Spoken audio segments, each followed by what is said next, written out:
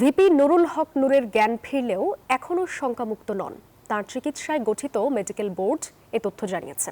হামলায় আহত গণ অধিকার পরিষদের সাধারণ সম্পাদক রাশিদ খান দাবি করেন, পরিকল্পিতভাবে নূরকে হত্যার চেষ্টা করা হয়েছে।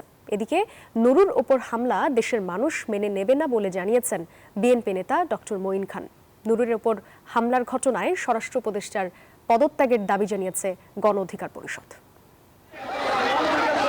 বিজয়নগরে গণ অধিকার পরিষদের সভাপতি ও ডাকসুর সাবেক ভিপি নুরুল হক নূরের উপর হামলা চালায় আইন শৃঙ্খলা বাহিনী।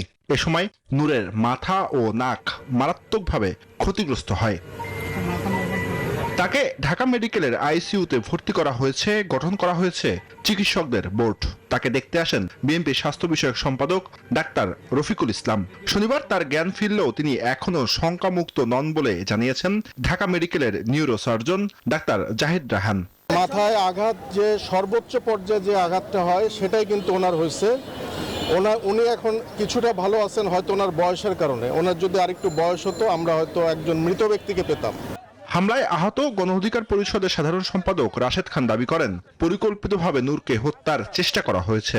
তাদেরকে আমরা শ্রদ্ধা জানিয়েছি, তাদেরকে আমরা সম্মান জানিয়েছি, তাদের বিরুদ্ধে আমাদের কোনো বক্তব্য নাই। কিন্তু গতকাল সেনাবাহিনীর যে সকল দুর্বৃত্তরা গণ অধিকার পরিষদের কার্যালয়ের সামনে এসে আমাদের সাংবাদিক সম্মেলনে হামলা চালিয়েছে, কার্যালয়ের ভিতরে ঢুকে যারা হামলা চালিয়েছে এদেরকে অবশ্যই শাস্তির আওতায় আনতে হবে। এদিকে নূরকে দেখতে হাসপাতালে আসেন বিএনপির স্থায়ী কমিটির সদস্য ডক্টর আব্দুল মঈন খান।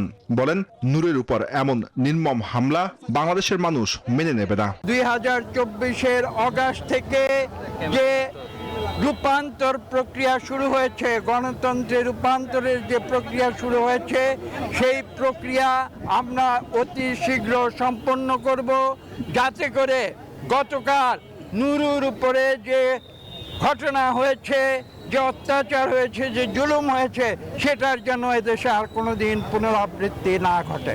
অপরদিকে গণসংহতি আন্দোলনের প্রধান সমন্বয়কারী জুনায়েদ সাকি নূরের উপর হামলার নিন্দা জানিয়ে বিচার দাবি করেছেন। তার উপরে যেভাবে পুলিশি হামলা, যৌথ বাহিনীর হামলা হলো, এইটা সরকার কে ব্যাখ্যা দিতে হবে এবং সরকারের এ বিষয়ে আমরা প্রকৃত এবং যথাযথ ব্যবস্থা আমরা দেখতে চাই।